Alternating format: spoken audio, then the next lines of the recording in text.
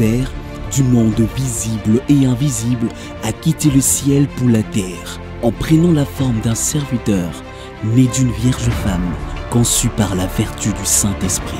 Jésus-Christ, malgré son apparence humaine, en lui habitait toute la plénitude de la divinité, parce qu'il n'était pas que le Fils de l'homme, il était aussi le Fils du Dieu vivant, celui que tous les anges des cieux adorent.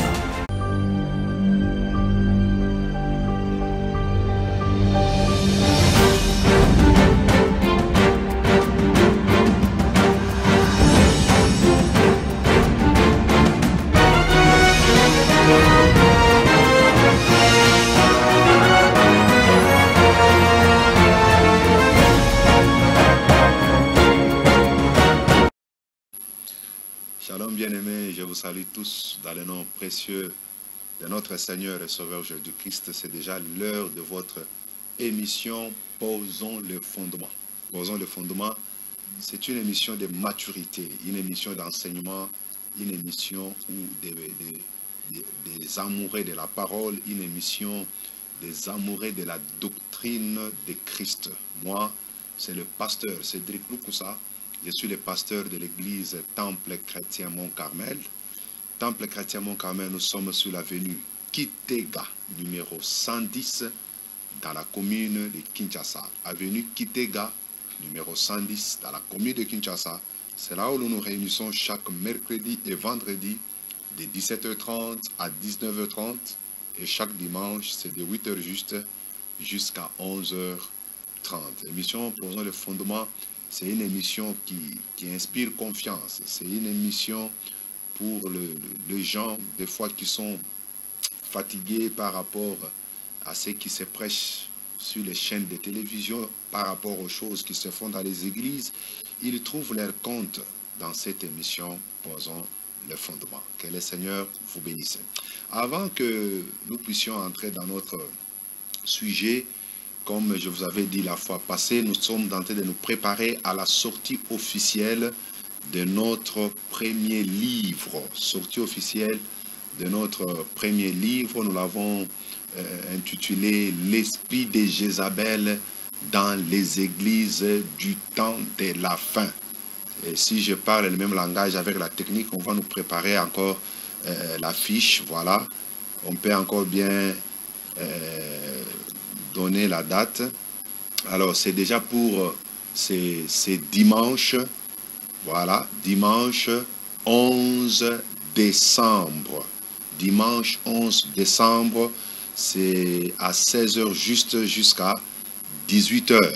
Quand vous regardez bien, l'adresse se trouve dans la salle de conférence de l'hôtel Africana Palace. Nous sommes sur avenue Kikwit, numéro 172, non loin de rond-point Willery. Donc, dès que vous êtes sur rond-point Willery, vous commencez à aller vers Pain Victoire, Blancherie Pain Victoire, à votre droite. C'est là où se trouve l'hôtel Africana Palace et nous serons dans la salle de conférence. C'est pour ce dimanche 11 décembre à 16h. Le livre est intitulé « L'esprit de Jézabel dans les églises du temps de la fin ». Un rendez-vous à ne pas manquer. Et nous disons toujours, pour ceux qui ont besoin d'être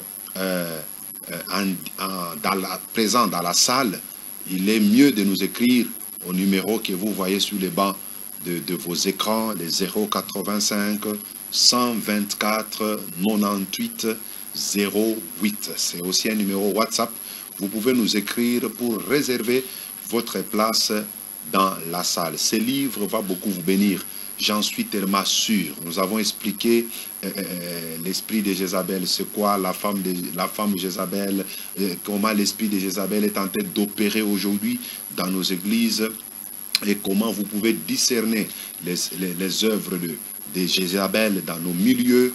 C'est très important en tant qu'enfant de Dieu que vous puissiez avoir la connaissance de toutes ces choses. Nous demandons aux hommes de Dieu, aux anciens, aux diacres, aux servantes et aux serviteurs de Dieu, venez vous enquérir du miel que nous avons mis dans ces livres. Ce n'est que le premier et beaucoup d'autres sont encore à venir. Donc le Seigneur nous a fait aussi grâce dans ces domaines de la littérature et le peuple de Dieu, vous serez bénis énormément. N'oubliez jamais la date, le 11 décembre 2022. Donc le mois prochain, le 11 décembre, c'est dans quelques semaines.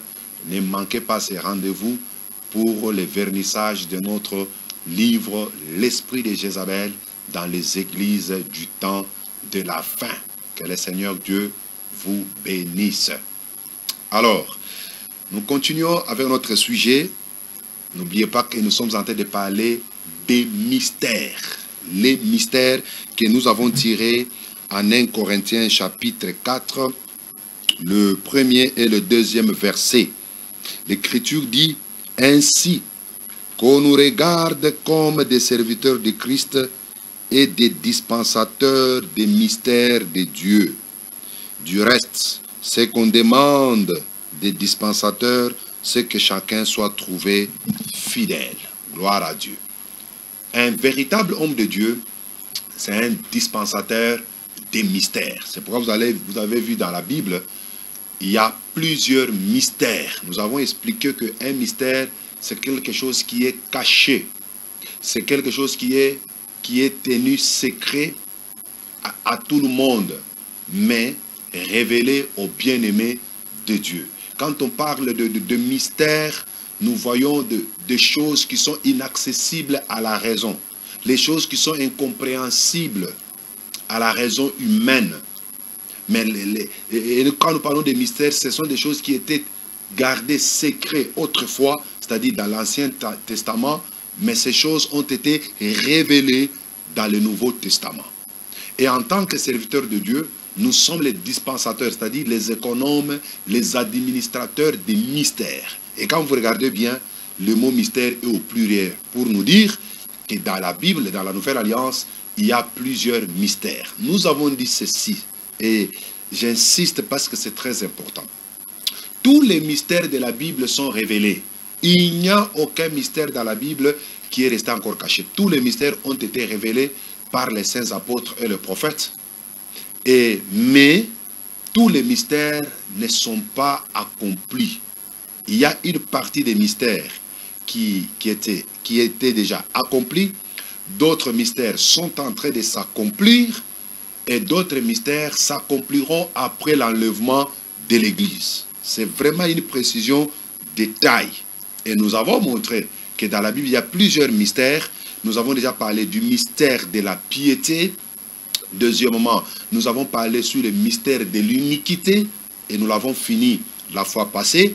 Et aujourd'hui, nous allons commencer le troisième mystère que nous avons intitulé le mystère du corps de Christ. Le mystère du corps de Christ. Voilà, le sujet est déjà là.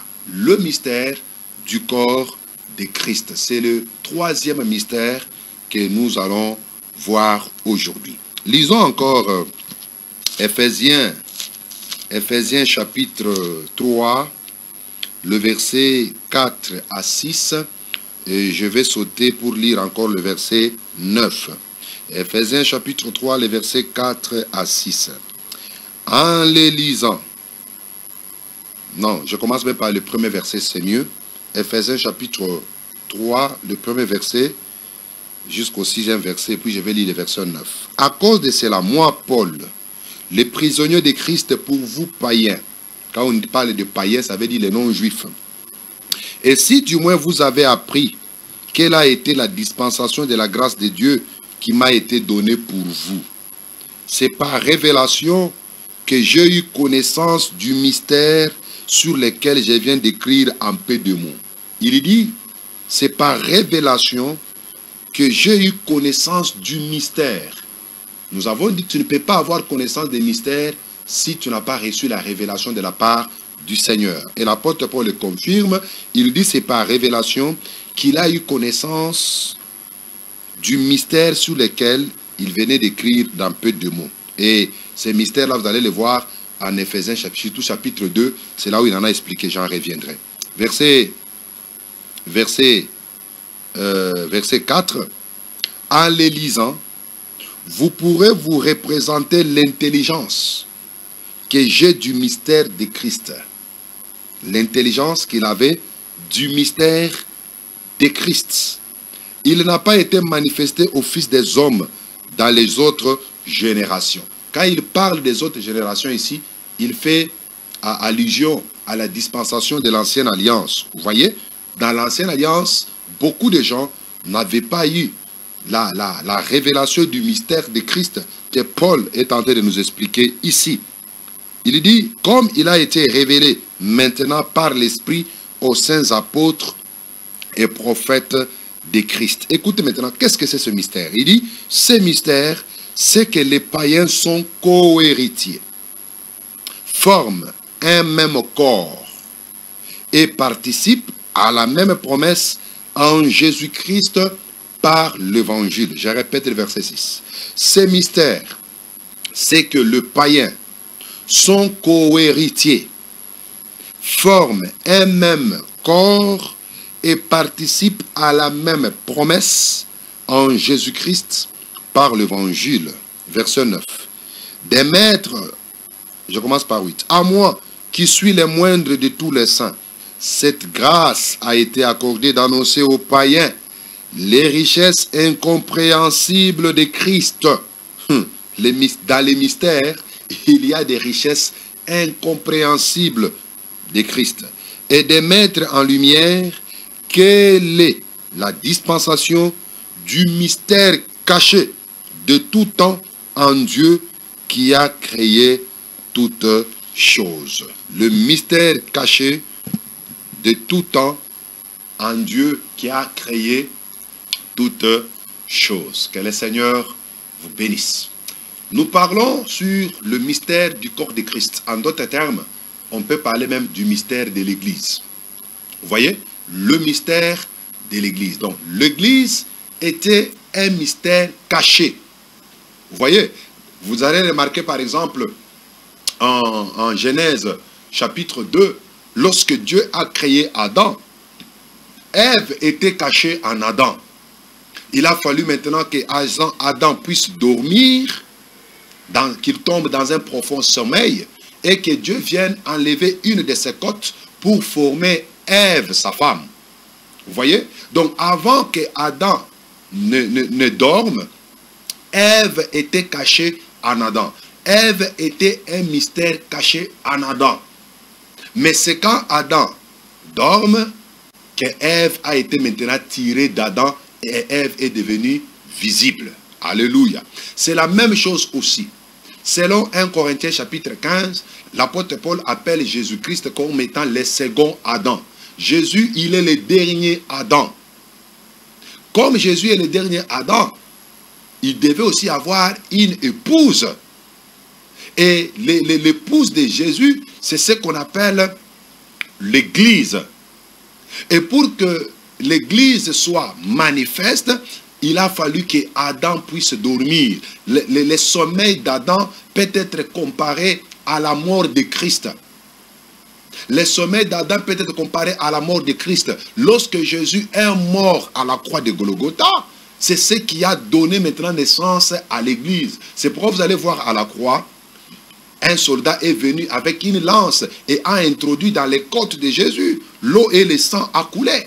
Exactement ce qui était arrivé lorsque Adam dormait. Dieu est venu, il a tiré la côte d'Adam. L'eau et le sang avaient aussi coulé. Vous voyez? Alors, depuis l'époque de l'Ancien Testament, l'Église était un mystère. Aucun prophète ne pouvait voir l'Église. Aucun prophète, aucun sacrificateur de l'Ancien Testament n'avait la révélation de l'Église. C'est pourquoi l'apôtre Paul appelle l'Église comme étant le mystère caché de Dieu de tous les temps. Alléluia. Le mystère caché de Dieu de tous les temps. On peut appeler aussi l'Église le corps du Christ. C'est pourquoi nous avons intitulé ce mystère, le mystère du corps de Christ. Alléluia. Alors, l'apôtre Paul dans Éphésiens, là où nous avons lu, il est en train de nous parler de ce mystère. Il dit, le mystère de Christ consiste en 3 choses. Vous pouvez vraiment les noter. Comme je vous avais promis, ces cours ici sur les mystères, je suis en train de les préparer sous forme de syllabus, parce que mon plus grand souci, c'est que quand nous allons terminer ces sujets, tous les mystères, que vous puissiez avoir votre syllabus qui va beaucoup vous bénir. Parce qu'il y a aussi d'autres détails des fois que nous ne disons pas quand nous parlons.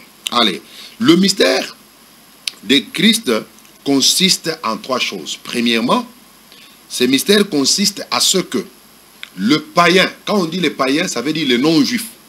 Les non-juifs sont cohéritiers avec les juifs.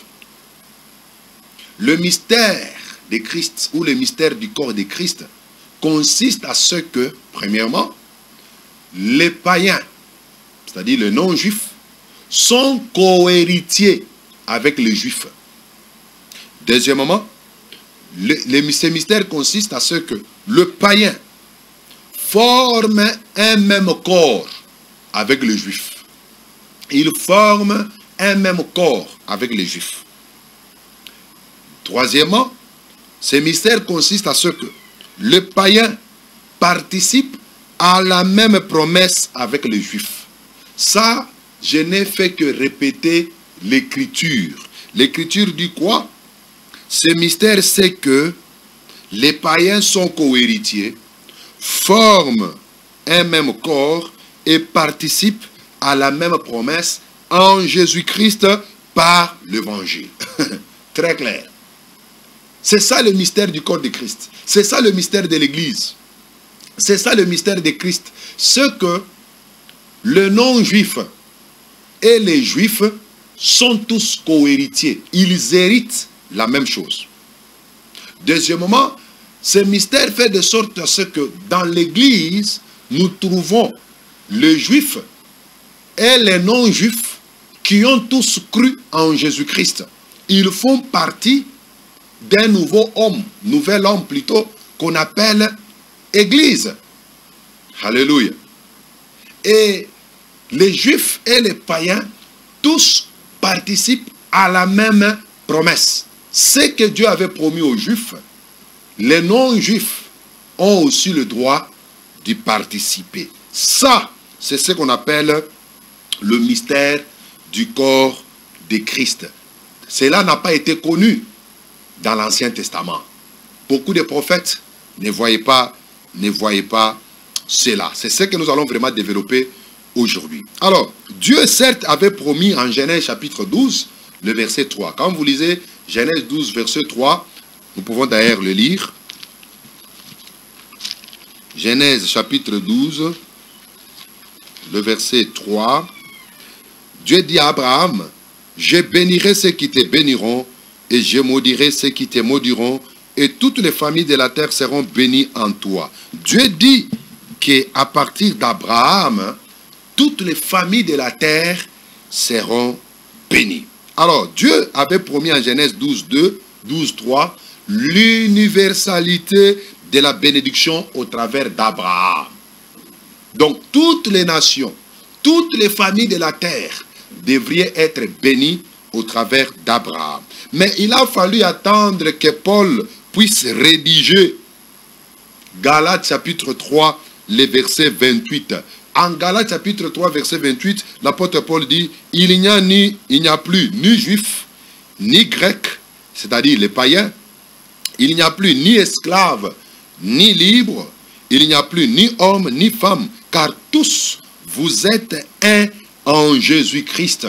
Galates chapitre 3, le verset 28. L'apôtre Paul dit, en Jésus-Christ, il n'y a plus de juifs, il n'y a plus de païens. Mais tous, nous sommes devenus un en Jésus-Christ. Nous sommes devenus un. Alléluia. C'est-à-dire, nous formons un seul corps. Nous sommes devenus une seule identité. Une seule entité plutôt. Nous sommes devenus une seule entité en Jésus-Christ. C'est vraiment très important et très capital. Quand bien même, par exemple, en Ésaïe 49, le verset 6, cette écriture montrait que le salut serait accessible à toutes les races, à tout le monde. Mais c'est Paul qui vient nous confirmer cela encore en Actes chapitre 13, le verset 46 à 47. Acte 13, 46 à 47. Paul et Barnabas leur dirent avec assurance, c'est à vous premièrement que la parole de Dieu devrait être annoncée. Mais puisque vous la repoussez et que vous vous jugez vous-même indigne de la vie éternelle, voici nous nous tournons vers le païen. L'apôtre Paul et Barnabas, ils prêchaient dans une des synagogues des Juifs, mais les Juifs ont refusé de croire à ce que l'apôtre Paul et Barnabas disaient. Alors ils se sont jugés eux-mêmes indignes de la vie éternelle. Et l'apôtre Paul dit, nous nous tournons maintenant vers les païens, c'est-à-dire vers les non-juifs. Car ainsi nous l'a ordonné le Seigneur. J'étais établi pour être la lumière des nations, pour porter le salut jusqu'aux extrémités de la terre. Vous voyez, Ésaïe 49, le verset 6, avait déjà annoncé que le salut devait être porté jusqu'aux extrémités de la terre. En Ésaïe 42, le verset 6, l'Écriture avait encore annoncé que cette Écriture annonçait aussi au travers d'un serviteur de Dieu, la lumière devait être donnée ou devait être accessible à toutes les nations. Au travers de ces Écritures, on annonçait clairement que toutes les nations de la terre devraient être aussi sauvées. Mais il a fallu que toutes ces précisions-là nous soient données clairement par l'apôtre Paul. Alléluia. Ça, c'est vraiment très important et très capital. Je voulais que vous souligniez cette phrase. L'Église, composée de tous les hommes, de tous les hommes sauvés depuis la Pentecôte, forme un seul corps. Et dans le corps de Christ, il est débarrassé de tout préjugé racial, social ou spirituel. Dans le corps de Christ, dans l'Église, on ne peut pas trouver des préjugés par rapport à la race, par rapport aux choses sociales ou par rapport aux choses spirituelles. Il n'y a pas de préjugés, il n'y a pas de discrimination.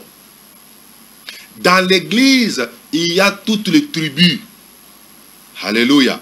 N'oubliez pas, en Apocalypse chapitre 1, le verset 5, la Bible dit, il a racheté pour les hommes de toute tribu, de toute race, de toute langue, de toute nation.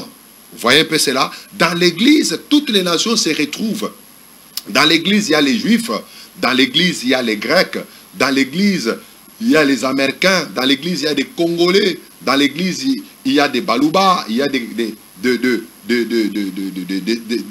gens de Swahili. Il y a les Bakongo. Il y a les Bangala. Tous se retrouvent dans l'Église. Toutes les tribus sont là-dedans. On ne peut pas trouver dans l'Église de discrimination parce que Jésus a versé son sang pour apporter le salut à tout le monde. C'est dommage aujourd'hui qu'on trouve dans l'Église des tribalismes. Ça fait mal. Ça fait mal. L'Église n'est pas tribale. L'Église n'est pas raciale. Il n'y a pas question de noir, de blanc. Non, nous tous nous formons un seul corps en Jésus-Christ. Waouh! Que le Seigneur soit loué. Commençons avec le premier point.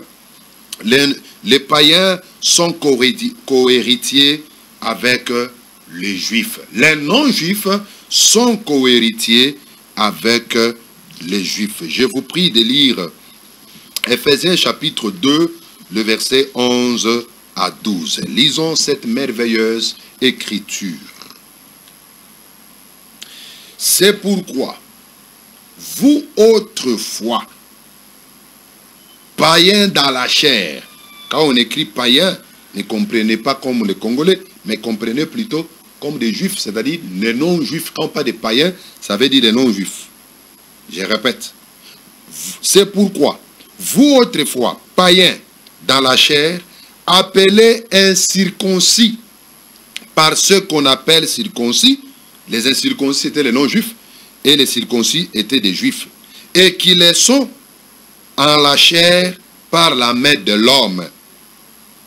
Souvenez-vous que vous étiez en ces temps-là sans Christ, privés du droit de cité en Israël, étrangers aux alliances de la promesse, sans espérance et sans Dieu dans les mondes. Est-ce qu'on peut dire Amen? Donc, vous voyez, au travers de cette écriture, l'apôtre Paul est en train de nous montrer que les Juifs et les païens, tous sont les co-héritiers. Tous héritent la même chose. Vous allez voir que les païens ou les non-juifs subissaient deux types d'aliénation. Deux types d'aliénation, des discriminations. Ça s'est passé à deux niveaux. Premièrement, la première aliénation était sociale. La première aliénation était sociale et la deuxième aliénation, elle était purement spirituelle. Commençons d'abord avec l'aliénation sociale. Vous allez voir que le païen, plutôt les juifs, ils avaient une certaine animosité par rapport aux non-juifs. Vous voyez, ils avaient une certaine animosité. Et ils pensaient même que les juifs étaient supérieurs aux non-juifs. Beaucoup de juifs pensaient qu'ils étaient supérieurs aux non-juifs. Vous allez remarquer que même aujourd'hui, ils ont toujours, je peux dire, cet orgueil-là religieux. Ils pensent qu'ils sont des super-hommes par rapport à d'autres individus. Cette discrimination sociale faisait de sorte que un juif ne pouvait pas manger avec un non-juif. Rappelez-vous par exemple Pierre, lorsque il s'est retrouvé avec les non-juifs, il mangeait avec eux. Mais lorsque ses frères venaient, ses frères juifs venaient, il faisait l'hypocrisie et l'apôtre Paul l'avait condamné. Parce que dans la loi, un juif ne pouvait pas manger avec un non-juif. C'est pourquoi vous allez voir même dans le temple, lorsqu'ils avaient construit au niveau du parvis, il y avait les parvis des païens, c'est-à-dire les parvis des non-juifs. Et il y avait un mur de séparation entre là où étaient les juifs et là où s'asseyaient les non-juifs ou les païens. Vous voyez? Pourquoi? Parce que les juifs considéraient les païens comme étant impurs. Ils considéraient les païens comme étant les chiens. Ils étaient considérés comme étant les porcs. Ils ne pouvaient pas se mettre ensemble avec eux. Les juifs considéraient les non-juifs comme étant des exclus, des objets de dérision et des reproches. Vous voyez, ils n'avaient aucune considération pour les non-juifs. C'est ce que nous appelons l'aliénation sociale. Alors, la deuxième aliénation est la plus significative. Elle était spirituelle. Les non-juifs étaient coupés de Dieu de 5 façons différentes. Ça, c'est très important. Ça, vous allez le trouver en Éphésiens chapitre 2, là où nous avons lu le verset 12. Vous allez voir que le juif, les non-juifs étaient coupés. Ils étaient coupés de Dieu de 5 façons différentes. Premièrement, on dit qu'ils étaient sans Christ. Les non-juifs étaient sans Christ. Ils n'avaient pas le Messie. Ils étaient privés du Sauveur et du Libérateur. Les Juifs attendaient le Messie, vous le savez.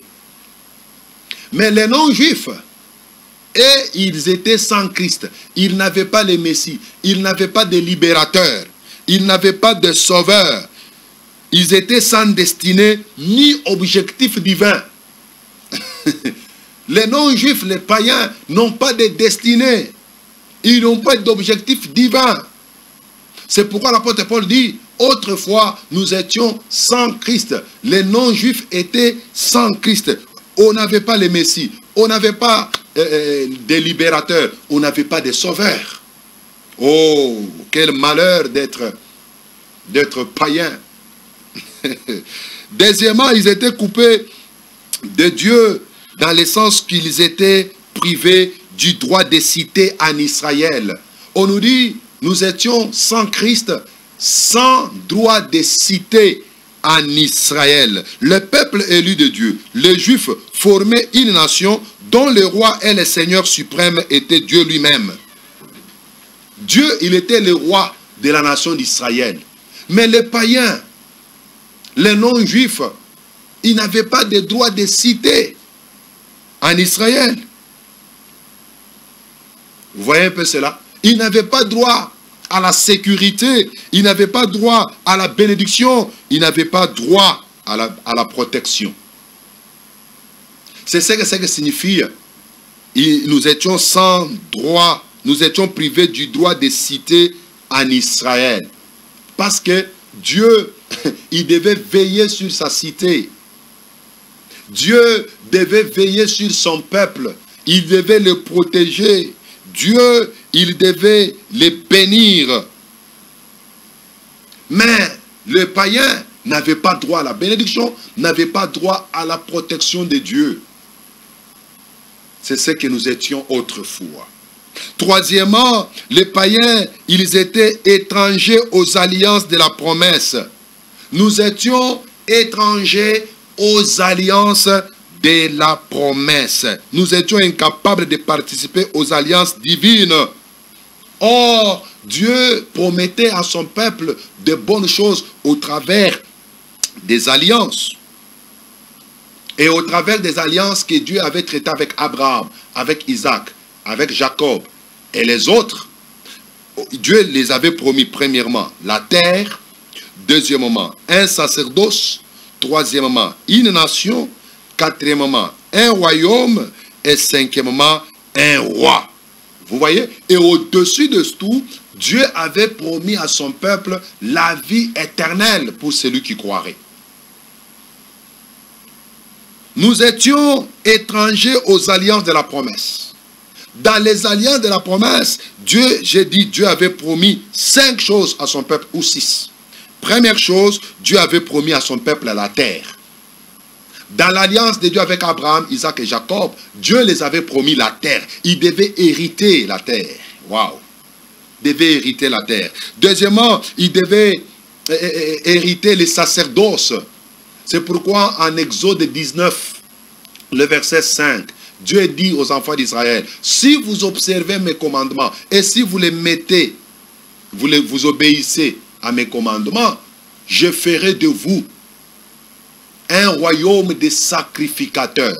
Je ferai de vous un royaume de sacrificateurs et une nation sainte. Vous m'appartiendrez entre toutes les nations de la terre. Waouh! Voilà la promesse de l'alliance. Dieu promet à Israël la terre, il leur promet les sacerdoces, il leur promet une nation, il leur promet un royaume, il leur promet un roi. N'est-ce pas? Il est écrit, le libérateur viendra de Sion. Et Dieu connaît son peuple. Le libérateur viendra de Sion. Dieu promet à ceux qui croiraient en lui la vie éternelle au paradis. Le paradis était pour les Juifs. Dieu les avait promis toutes ces choses-là. Mais le Seigneur, dans son amour, nous en parlerons, il a fait de nous héritiers aussi de ces choses. J'aime bien le Seigneur. Quatrième chose, les païens étaient sans espérance. Oui, les non-juifs étaient sans espérance parce qu'ils n'avaient reçu aucune promesse de la part de Dieu. On ne pouvait qu'espérer à ce que Dieu a promis. Mais aux païens, Dieu n'avait rien promis. Toutes les promesses étaient à Israël. Toutes les promesses étaient à Abraham et à sa descendance. Et ceux qui ne descendaient pas d'Abraham, ceux qui n'appartenaient pas à sa postérité, n'avaient pas droit aux promesses. Par conséquent, ils étaient sans espérance. Et cinquièmement, les païens étaient sans Dieu dans le monde. Certes, ils pouvaient avoir plusieurs dieux, plusieurs petits dieux, mais ils ne pouvaient reconnaître le vrai Dieu parce qu'ils l'avaient rejeté. Vous voyez? Les païens avaient des petits dieux. Les Mbikoudi, ils en avaient. Les Bikeko, ils en avaient des petites statues qu'ils appelaient Dieu. Vous voyez? Des fois, ils appelaient même leurs parents Dieu. Moi, je connais quelqu'un comme ça, il dit, Dieu n'existe pas. C'est lui qui est ton père, ta mère. Voilà tes dieux. Non, c'est faux. Ce n'est pas comme ça. Dieu existe. Le vrai Dieu existe. Les païens pouvaient considérer le soleil comme étant leur Dieu. Ils pouvaient considérer la lune comme étant leur Dieu. Même certains animaux, on pouvait les considérer comme étant des dieux. Ça, c'était les païens. Mais les Juifs, eux, ils avaient la connaissance du vrai Dieu. Le vrai Dieu s'était révélé à Abraham. Alors, dans le monde, les non-juifs étaient sans Dieu. Nous étions sans Dieu. Parce qu'on l'avait rejeté. On ne l'avait pas reçu. Mais Abraham avait reçu le vrai Dieu et il l'a montré à sa descendance. Mes frères, c'est ce que nous étions. Nous étions sans Dieu.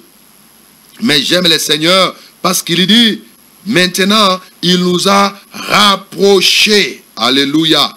Il nous a maintenant rapprochés en Jésus-Christ. J'en reviendrai avec beaucoup de détails. Donc, quand nous parlons du mystère du corps de Christ, nous avons dit que ce mystère consiste à ce que le non-juif et le juif sont co-héritiers. Et c'est ce que je viens d'expliquer. Deuxièmement, le mystère du corps de Christ consiste à ce que les non-juifs forment un même corps avec les juifs. Nous formons le même corps avec les juifs. Je vous prie de lire toujours Ephésiens chapitre 2, les versets maintenant 13 à 16. Ephésiens chapitre 2, le verset 13 à 16. Il dit ceci. Maintenant, même maintenant, en Jésus-Christ, vous qui étiez jadis éloignés, vous avez été rapprochés par le sang de Christ, car il est notre paix. Lui des deux n'en a fait qu'un. Lui des deux n'en a fait qu'un. De deux, ça veut dire quoi? Une partie sont les juifs et une autre partie les non-juifs. C'est-à-dire les juifs et les non-juifs. Christ n'en a fait que un. Et qui a renversé les murs de séparation, l'inimitié. Entre les juifs et les non-juifs, je vous ai dit, il y avait inimitié, il y avait séparation. Même dans le parvis de Dieu, du temple, il y avait un mur qui séparait là où se mettaient les juifs et là où se mettaient les non-juifs. Les non-juifs qui avaient cru au judaïsme, on les appelle les prosélytes. Les prosélytes sont des non-juifs, des païens qui se sont convertis au judaïsme. Malgré qu'ils font ça, dans le parvis, il y avait toujours un mur de séparation. Parce que entre eux deux, il y avait inimitié, nous explique l'apôtre Paul. Verset 15. Ayant anéanti par sa chair la loi des ordonnances dans ses prescriptions, afin de créer en lui-même, avec le deux, un seul homme nouveau. Afin de créer en lui-même, avec le deux, un seul homme nouveau. Le deux là, ça représente quoi? Les juifs et les non-juifs. À partir de eux deux, Dieu a créé maintenant un seul homme nouveau. C'est ça le corps du Christ, c'est ça l'église. Donc dans l'église, mes frères, mes sœurs, nous avons le membre qui ont cru en Jésus-Christ parmi les juifs et les membres qui ont cru en Jésus-Christ parmi les païens. Les deux forment maintenant un seul corps qu'on appelle église. Un seul homme nouveau. Très important. Je lis le verset 16. Et de les réconcilier l'un et l'autre en un seul corps. Voilà. Dieu a réconcilié les juifs et les non-juifs en un seul corps. En un seul corps. C'est ça le mystère de la réconciliation. Avec Dieu par la croix en détruisant par elle l'inimitié. Waouh, waouh, waouh, waouh. Le Seigneur a réconcilié les juifs et les non-juifs. Il les a mis ensemble dans un seul corps. C'est ça l'église, le corps de Christ.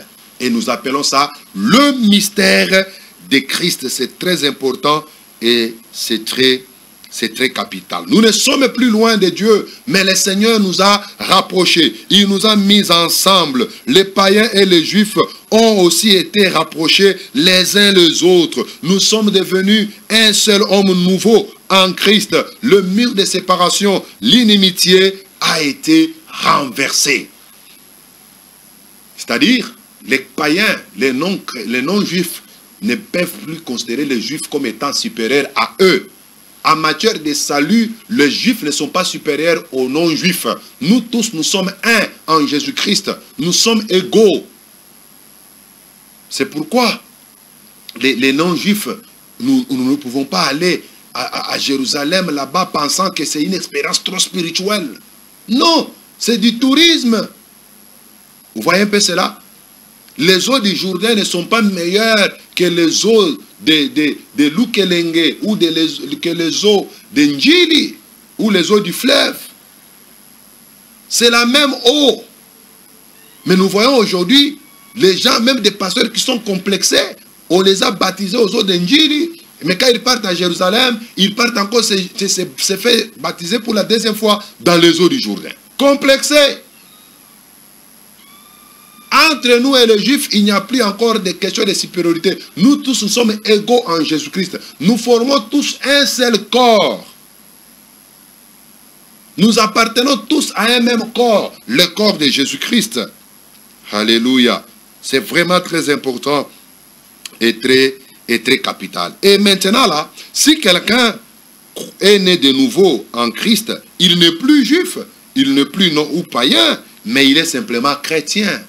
Celui qui croit en Jésus, il n'est plus juif, il n'est plus congolais, il n'est plus américain. Mais nous tous, nous devenons des chrétiens. Nous portons un nom nouveau, chrétien. Et quand on parle de chrétiens, on ne voit plus congolais, on ne voit plus rwandais, on ne voit plus ougandais, on ne voit plus américain, on ne voit plus juif. Nous sommes chrétiens parce que nous avons été rachetés à un seul sang, même sang. Et nous avons tous été abreuvés dans un seul esprit. Le même Saint-Esprit qui était descendu sur les Américains et les Européens, c'est le même Saint-Esprit qui est descendu sur les Africains et les Congolais. Parce que nous formons tous un seul corps. Prenons 1 Corinthiens chapitre 12, les versets 12 à 13. La Bible dit, car comme le corps est un, et a plusieurs membres. Et comme tous les membres du corps, malgré leur nombre, ne forment qu'un seul corps, ainsi en est-il de Christ.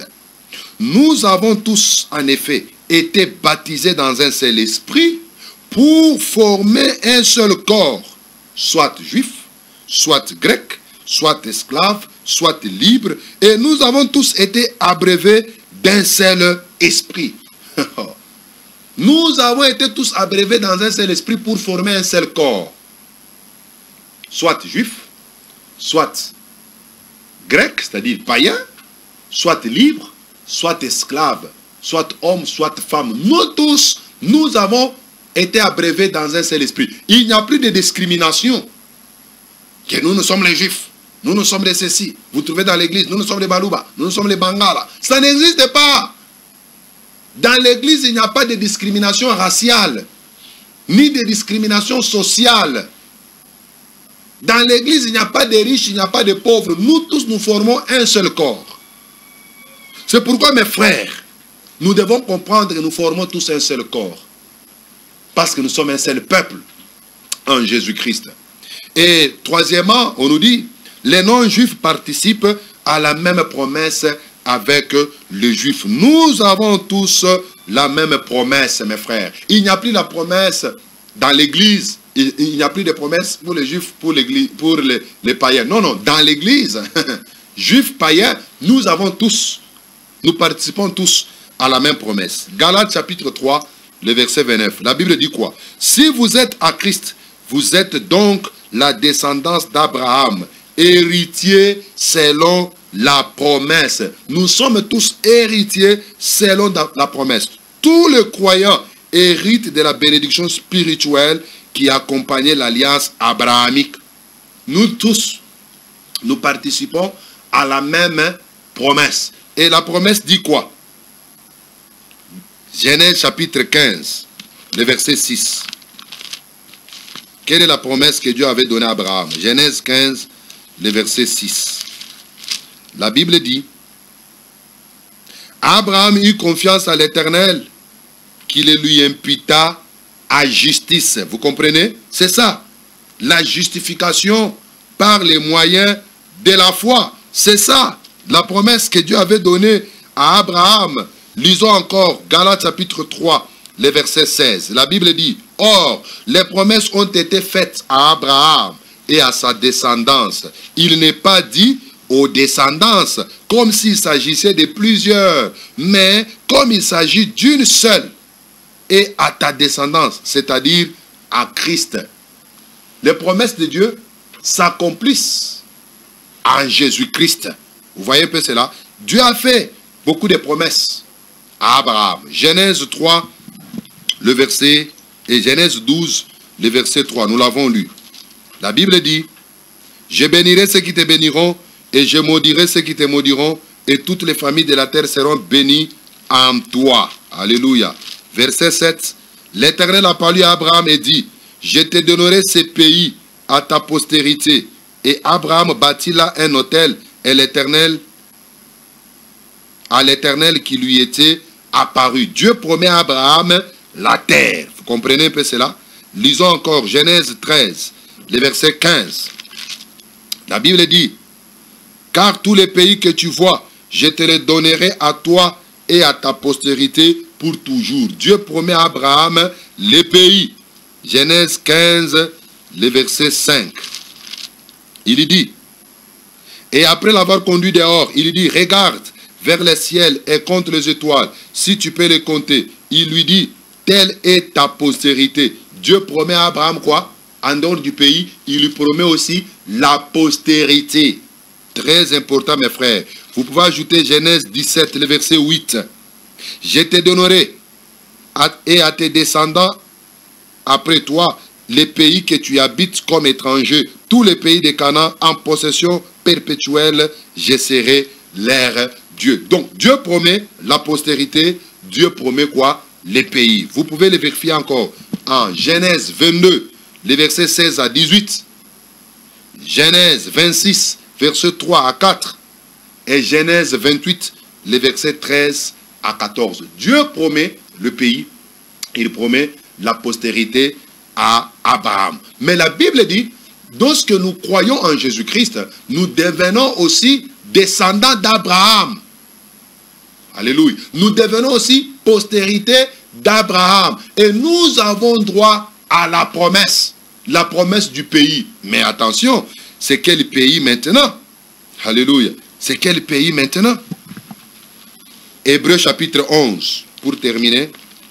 Hébreux 11, les versets 8 à 10. C'est une très meilleure écriture. Hébreux 11, 8 à 10. Dieu dit, car c'est par la foi qu'Abraham, lors de sa vocation, obéit et partit pour un lieu qu'il devait recevoir en héritage, et qu'il partit sans savoir où il allait. C'est par la foi qu'il vient s'établir dans la terre promise, comme dans une terre étrangère, habitant sous des tentes. Ainsi Isaac et Jacob, les co-héritiers de la même promesse. Quand ils sont arrivés à Canaan, par surprise, Abraham n'a pas construit une maison en matériaux durables. Il a habité sous des tentes parce qu'il savait qu'il était un étranger. Écoutez maintenant le verset 10. Car il attendait la cité qui a des solides fondements, celle dont Dieu est l'architecte et le constructeur. Vous voyez, ça c'est la cité céleste. C'est ce que Dieu a promis à Abraham, la cité céleste. C'est pourquoi mes frères, nous sommes heureux parce que Dieu a promis la cité céleste. Vous pouvez lire aussi Hébreux 11, 13 à 16. Donc, quand on dit nous sommes nous participons à la même promesse, c'est la promesse du pays. C'est la promesse de la cité. Et la vraie cité, ce n'est pas le Canaan physique, ce n'est pas Jérusalem physique, mais c'est la Jérusalem d'en haut. La Jérusalem d'en haut. Vous voyez un peu cela? la cité céleste. C'est ça ce que Dieu nous a promis. Et c'est la promesse de l'Église. En tant qu'Église, nous devons hériter la nouvelle Jérusalem. Si nous sommes des chrétiens, c'est pour ne pas rater le ciel. Ce n'est pas pour avoir de l'argent, quand même l'argent est aussi bon. Mais nous sommes les chrétiens pour hériter la nouvelle Jérusalem, la cité céleste, dont le Seigneur lui-même est l'architecte principal. Voilà ce que nous pouvons dire à propos du mystère du corps de Christ. C'est parce que dans le corps de Christ, les non-juifs et le juif forment un seul corps. Deuxièmement, ils sont tous héritiers de la même promesse. Très important, vous pouvez tout oublier, mais n'oubliez jamais cela. Dans l'église, il y a les juifs, il y a les non-juifs. Tous, nous attendons la même promesse qui est la promesse du retour de Christ, la promesse de l'entrée dans la nouvelle Jérusalem, la cité céleste. Pour ce soir, que le Seigneur vous bénisse abondamment. Comme je l'ai dit au début, c'est 11 décembre, dimanche 11 décembre, de 16h à 18h, nous serons à l'hôtel Africana Palace. Nous avons loué là-bas une salle de conférence pour la sortie officielle de notre livre. Si on peut encore nous balancer l'image pour la dernière fois, l'affiche est là. C'est un rendez-vous à ne pas manquer. Nous serons là les dimanches, le soir, le dimanche 11, à partir de 16h juste, jusqu'à 19h, et plutôt jusqu'à 18h juste. Nous allons nous retrouver là-bas pour la sortie officielle de notre livre que nous avons intitulé « L'esprit de Jézabel dans les églises du temps de la fin ». L'esprit de Jézabel dans les églises du temps de la fin. C'est un livre merveilleux qui va beaucoup vous bénir. Et si vous voulez assister dans la salle, veuillez nous écrire au numéro qui est sur le bas de vos écrans pour la réservation de la place. C'est un livre que nous avons écrit par la grâce du Seigneur et qui va beaucoup vous bénir. Que le Seigneur vous bénisse. Rendez-vous avec cette émission les samedis à 20h. Ça sera pour la rediffusion. Et peut-être s'il y a match, souvent on met l'émission après le match. À mon nom personnel et au nom de toute l'équipe technique des ZM, je vous souhaite une très bonne soirée accompagnée de Jésus. Que Dieu vous bénisse.